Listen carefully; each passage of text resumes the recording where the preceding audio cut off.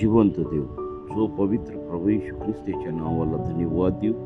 प्रियांनो, आजच्या सकाळच्या मननामध्ये आपल्या सर्वांचं स्वागत आहे. आपण प्रार्थना करू. हालेलुया, स्तुती, धन्यवाद येशू देव बापा. पुन्हा एकदा ह्या सकाळच्या समयी आम्ही तुझ्या पवित्र चरणाजवळ येत आहोत.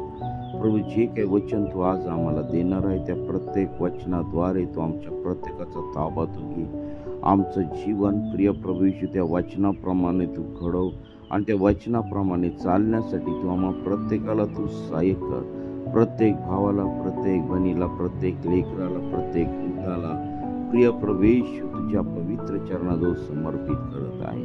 प्रभू, जे कुणी वचन ऐकतील त्या प्रत्येकाला तू आशीर्वादित कर. जे कुणी हे वचन शेअर लाईक करतील त्या प्रत्येकाला तू आशीर्वादित कर आणि तुझं गौरव होते. प्रभू, या सकाळची समय आणि वेळ आम्ही तुझ्या पवित्र चरणाजवळ समर्पित करीत आहोत. ही प्रार्थना येशूच्या नावाने मागतो म्हणून ऐक. आमेन, आमेन. आपण देवाच्या नावाला धन्यवाद देऊया. प्रेषितांचे कृत्य याचा 21वा अध्याय याच्या काही वचनातून आपण आजच्या मननासाठी बघणार आहोत. मिळते होऊन स्वरापर्यंत येणे. मग असे झाले की आमचा व त्यांचा वियोग झाल्यानंतर आम्ही तारवातून कोसास नीट गेलो व दुसऱ्या दिवशी रुदास व तेथून पात्र्यास गेलो.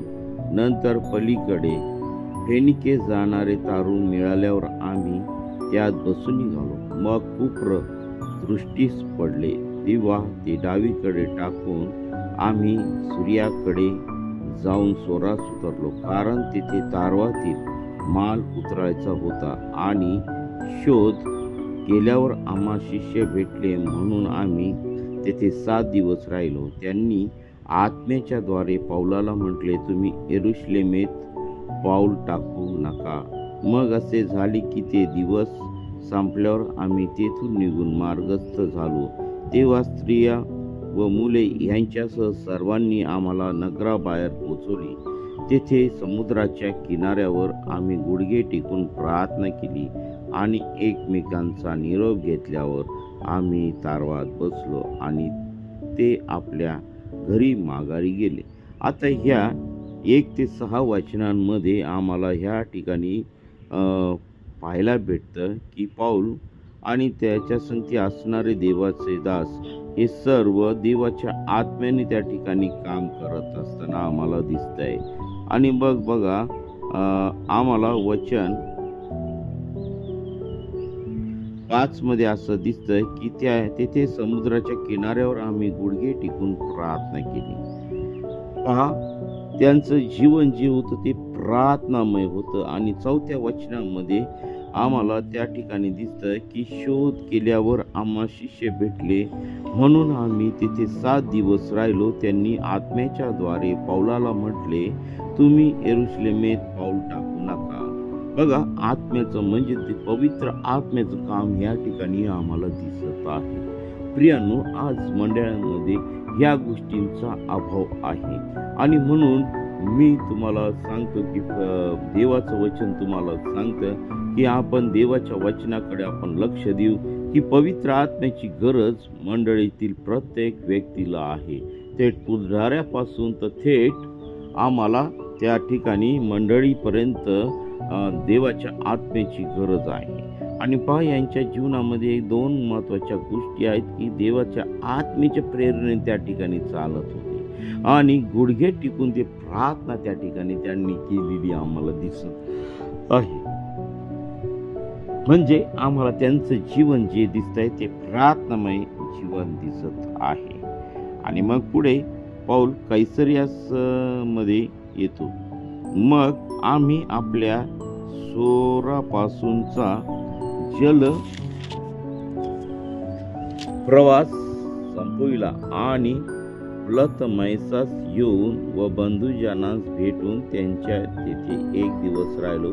मग दुसऱ्या दिवशी आम्ही निघून कैसरियास आलो आणि सुवार्तिक फिलिप यांच्या घरी जाऊन उतरलो.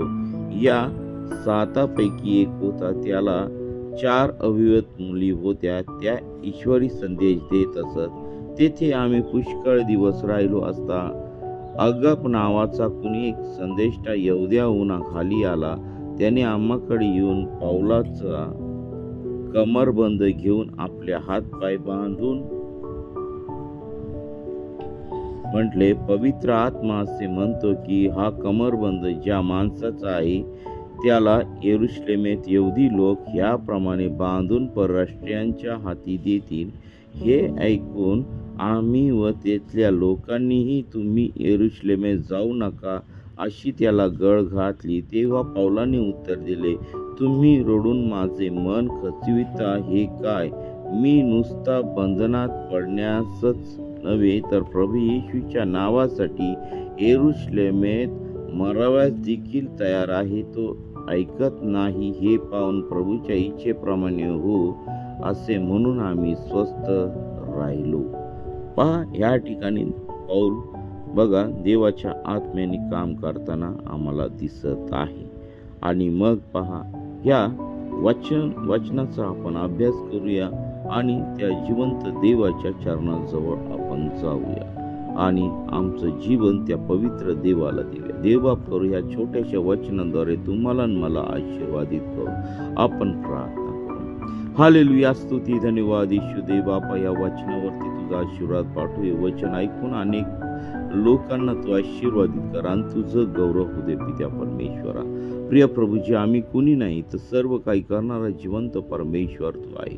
आज दिवसभरातील सर्व कामकाज, सर्व आमचे कामे तुझ्या पवित्र चरणाजवळ समर्पित करते. आमचं येणं जाणं, आमचा प्रवास आणि उन्हापासून तू आमच्या प्रत्येकाचं तू रक्षण कर आणि तुझ्या नावाचं गौरव दे. विशेष करून सर्व वाईट गोष्टीपासून तू आमचा बचाव तू कर आणि तुझं स्वार्थेचं काम करत असताना प्रिय प्रभू येशू तू आम्हा प्रत्येकाला तू सहाय्य कर, मार्गदर्शन कर. तुझ्या आत्म्याने, तुझ्या पवित्र सामर्थ्याने तू आम्हाला चालव आणि तुझ्या नावाचं गौरव होऊ दे पित्या परमेश्वरा. तुझ्या अभिषेकात, तुझ्या पवित्र आत्म्यात चालव आणि तुझ्या नावाचं गौरव आमच्या जीवनामध्ये उतरून येऊ दे. हे देवा, ह्या सकाळच्या वेळेस आम्ही तुला अब्बा बाप्पा म्हणून हाक मारत आहोत. हे देवा, तुझी खरी सेवा करत असताना तू आम्हा प्रत्येकाला तू सहाय्य आणि मार्गदर्शन कर.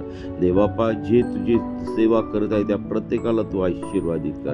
प्रभू, जे आजारात आहे, बंधनात आहेत, सर्व वाईट मार्गात आहे, त्या सर्वांना तू आपल्या केलेल्या हाताचा तू स्पर्श कर. त्यांचं जीवन तू बदलून टाक आणि तुझं गौरव होते.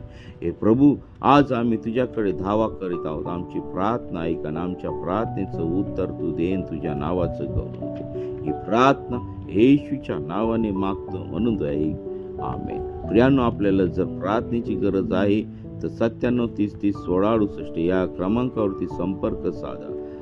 म्हणजे आपल्यासाठी प्रार्थना केली जाईल आणि आम्ही सर्वजण प्रार्थनेमध्ये आहोत. देवबाप आपल्या सर्वांना आशीर्वादित करो. आमेन, आमेन, आमेन.